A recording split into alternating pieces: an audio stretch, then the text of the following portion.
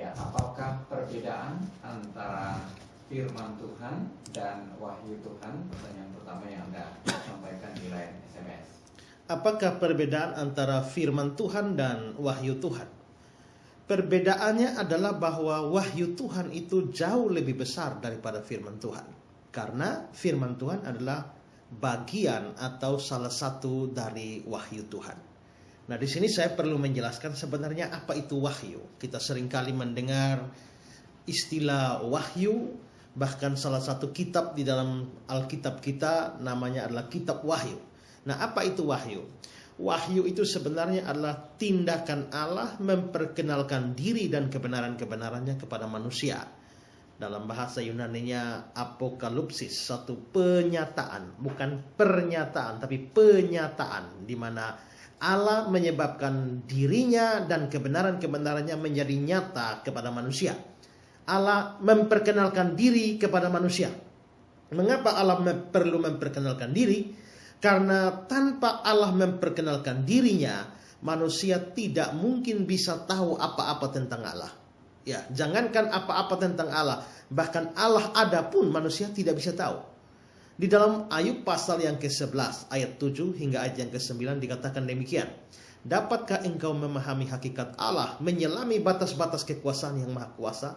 Tingginya seperti langit, apa yang dapat kau lakukan? Dalamnya melebihi dunia orang mati. Apakah yang dapat kau ketahui? Lebih panjang daripada bumi ukurannya dan lebih luas daripada samudra.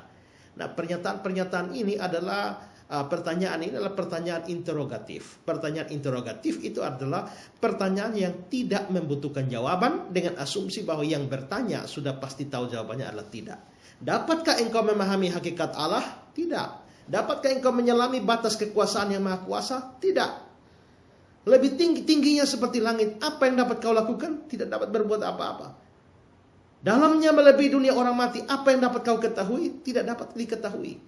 Berarti Allah itu begitu tinggi, Allah itu begitu dalam, Allah itu begitu luas, begitu lebar, sampai tidak bisa ada orang yang bisa mengenal Allah. Manusia mustahil mengenal Allah.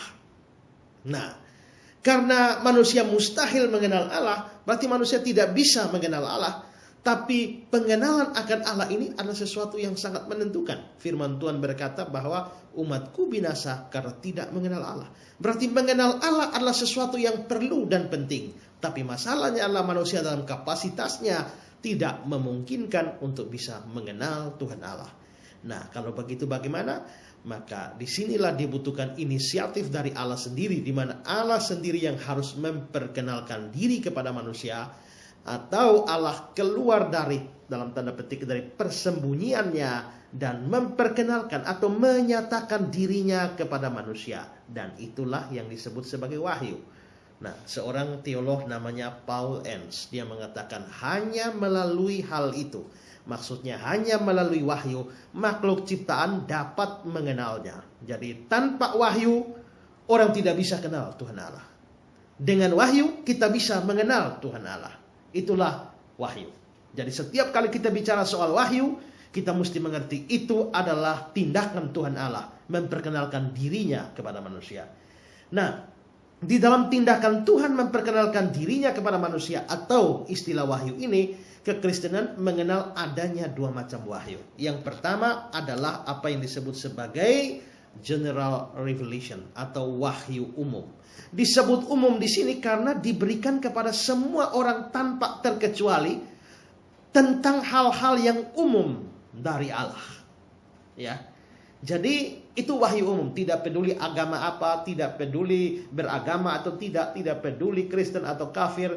Pokoknya semua orang diberikan wahyu ini, diberikan penyataan diri Allah ini sehingga orang bisa kenal Allah. Nah, yang termasuk dalam wahyu umum itu apa saja? Yang termasuk dalam wahyu umum itu yang paling terkenal itu adalah penciptaan.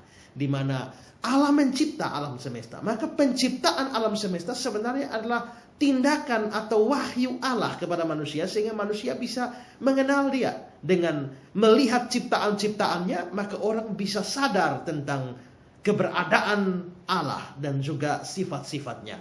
Kalau kita membaca di dalam Mazmur, misalnya di dalam Mazmur pasal 19, Di sana dikatakan dalam ayat 2, langit menceritakan kemuliaan Allah dan cakrawala memberitakan pekerjaan tangannya. Hari meneruskan berita itu kepada hari, malam menyampaikan pengetahuan itu kepada malam.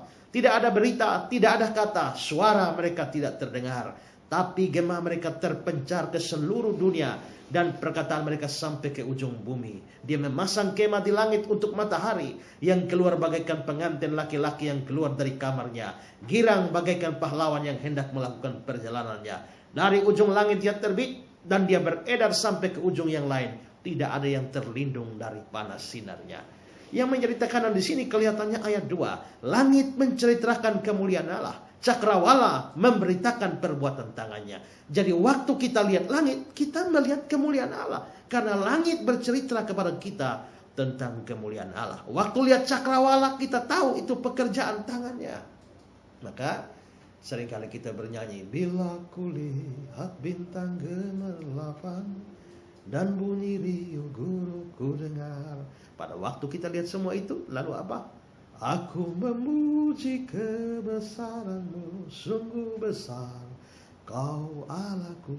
Berarti waktu saya lihat langit, saya lihat bintang gemerlapan, saya lihat kebesaran Allah. Berarti Allah memperkenalkan dirinya, kebesarannya melalui langit, melalui bintang. Nah, itu berarti bahwa Tuhan telah memperkenalkan diri kepada kita melalui ciptaannya. Juga di dalam Roma pasal 1 ayat 20 dibilang begini. Sebab apa yang tidak nampak daripadanya, yang tidak nampak dari Tuhan, yaitu kekuatannya yang kekal, kita tidak bisa lihat kekuatan Tuhan. Dan keilahiannya kita tidak bisa lihat. Dapat nampak kepada pikiran, sekarang itu bisa nampak kepada pikiran kita. Dari mana? Dari karyanya sejak dunia diciptakan, sehingga mereka tidak dapat berdalih. Tidak ada orang bisa mengatakan, saya tidak pernah tahu Tuhan Allah. Saya tidak pernah dengar Tuhan Allah. Saya tidak pernah mengerti Tuhan Allah. Tidak bisa. Karena hal-hal dari Tuhan yang tidak nampak itu, kekuatan dan keilahiannya, sekarang sudah nampak dalam pikirannya sejak karyanya, sejak dunia diciptakan. Berarti lewat penciptaan, orang bisa kenal Allah. Nah, orang bisa kenal Allah apa saja. Apa saja dari Allah pada waktu penciptaan. Kita bisa kenal bahwa Tuhan Allah itu ada. Jikalau semua ini ada, bagaimana mungkin dia bisa ada dengan sendirinya? Dunia memperlihatkan suatu sistem keteraturan. Matahari terbit dan terbenam. Suatu siklus hidrologis. Dari hujan turun lalu menjadi sungai. Dari sungai mengalir ke laut. Lalu laut menguap menjadi awan. Lalu awan turun menjadi hujan. Lalu hujan menjadi sungai. Lagi sungai lagi ke laut lagi. Seperti itu. Itu siklus hidrologis seperti itu. Dunia menunjukkan suatu sistem keteraturan sedemikian rupa. Jikalau dunia menunjukkan keteraturan sedemikian rupa, maka pikiran kita pasti sampai pada mesti ada sesuatu yang teratur, yang mengatur semua ini. Tidak mungkin tidak ada. Pada waktu dua orang teman, dua orang ilmuwan, satunya ateis, satunya percaya Tuhan. Lalu satu hari mereka biasa melihat dari teropong, mereka melihat ke luar angkasa dan melihat planet-planet dan tata surya yang begitu mengagumkan.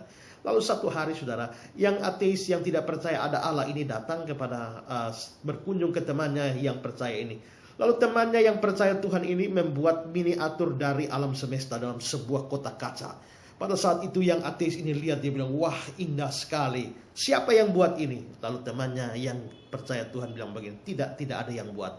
Tiba-tiba saja ada secara sendiri, sekonyong-konyong ada. Lalu yang teman ateis bilang, kau kira saya gila kah? Masa sebagus ini dia bisa ada sendiri? Lalu yang percaya Tuhan bilang begini, jikalau miniaturnya saja kamu percaya bahwa mesti ada yang buat, dan kamu menganggap diri kamu gila kalau kamu tidak percaya bahwa itu ada dengan sendirinya, mengapa yang aslinya kamu bisa berpikir bahwa dia ada dengan sendirinya? Tidak bisa. Disinilah ateisme menjadi lemah. Karena apa? Karena keberadaan alam semesta menuntut ada yang menjadi penyebab atau penyebab pertama, causa prima dari seluruh keberadaan ini. Jadi dengan alam semesta kita jadi tahu Allah. Oh, Tuhan Allah itu ada. Begitu kita lihat besarnya bintang-bintang, planet-planet, kita tahu, wah Tuhan Allah itu maha besar.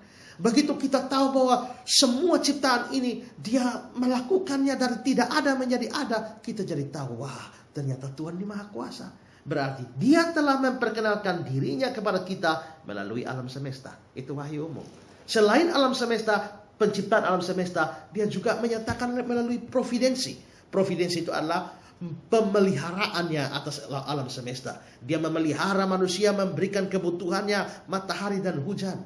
Di dalam kisah pasal 14 ayat 17 dikatakan, dia bukan tidak menyatakan dirinya dengan berbagai-bagai kebajikan, yaitu dengan menurunkan hujan dari langit, memberikan musim-musim subur bagi kamu. Dia memuaskan hatimu dengan makanan dan kegembiraan. Dan dalam Matius 5 ayat 45, waktu dia memberikan matahari dan menurunkan hujan, dia menerbitkan matahari bagi orang jahat, orang baik, menurunkan hujan juga bagi orang benar dan orang tidak benar. Dia telah menyatakan kebajikannya kepada dunia ini melalui pemeliharaannya atas alam semesta. Nah, kalau kita mempelajari seorang namanya David Regal dalam bukunya Creation or Evolution, dia mengatakan bahwa bumi kita ini planet ketiga dari tata surya kita. Itu terletak dalam jarak yang tepat dari matahari. Merkurius dan Venus itu terlalu dekat dengan matahari, terlalu panas sampai tidak ada kehidupan. Mars dan Pluto terlalu jauh sehingga terlalu dingin. Bumi kita berputar pada porosnya dengan kecepatan yang tepat. Kalau bumi kita berputar dengan kecepatan 1/10 dari sekarang ini, maka waktu untuk pagi dan siang dan malam akan menjadi 10 kali lebih panjang. Saudara, pada waktu pagi dan siang karena terlalu panjang, maka tanaman akan terbakar. Pada malam hari sangat dingin dan tanaman tidak bisa hidup. Maka Tuhan mengatur sedemikian, melempatkan planet kita itu, bumi kita itu pada porosnya dan berputar secara tetap. Jarak bumi dengan bulan kita 240.000 mil. Seandainya bulan didekatkan sedikit menjadi 50.000 mil, maka air pasang, air laut sekarang ini tidak membahayakan, tapi dia bisa merendam seluruh benua 1 hari 2 kali. Dan juga kita bisa lihat ada banyak hal di mana Tuhan, komposisi atmosfer kita misalnya, ada 21% oksigen, 78% nitrogen. Kerapatan udara bisa berbeda di gunung dan di pantai, tapi perbandingan oksigen dan nitrogen itu selalu tetap. Kalau nitrogennya atau oksigennya dinaikkan, kita akan mati. Tapi Tuhan mengatur sedemikian rupa. Berarti dia menyatakan diri, mewahyukan dirinya, bukan cuma lewat penciptaan, tapi juga pemeliharaan, juga hati nurani.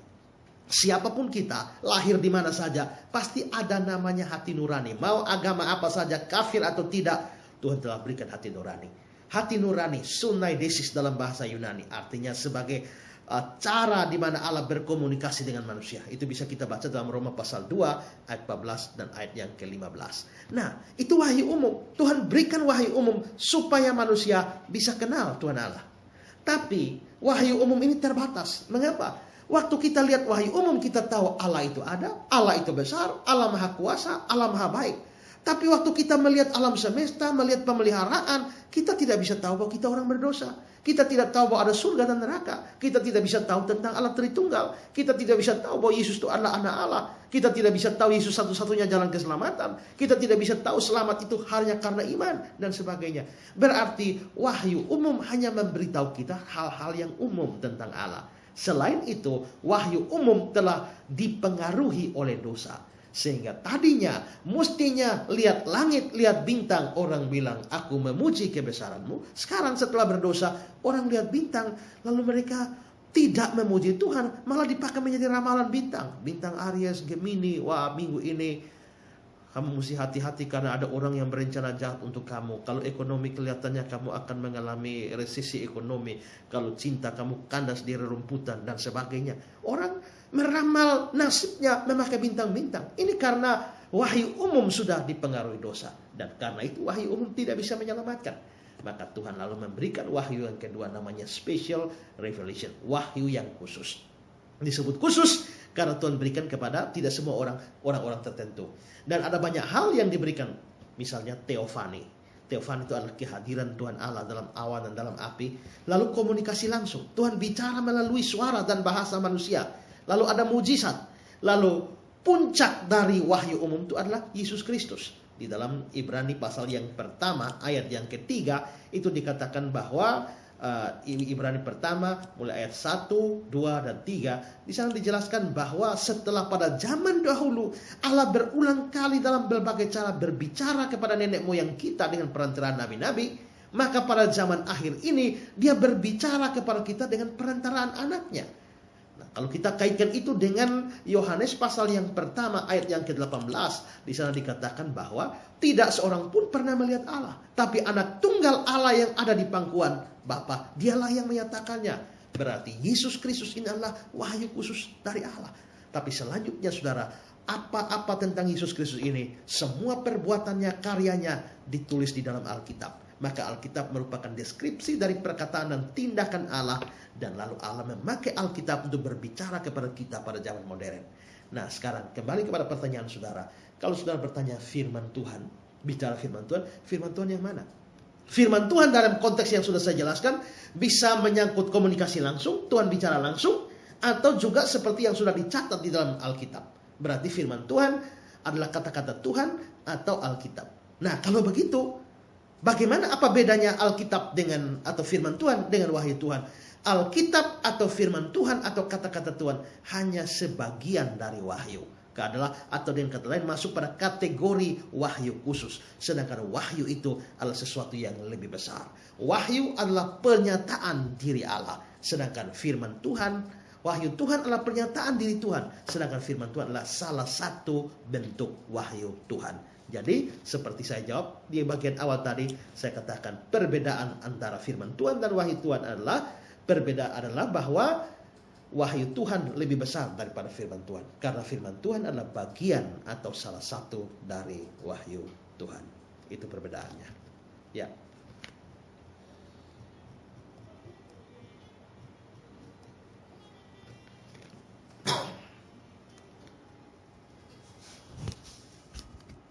Kita lanjut ke penanya berikutnya adalah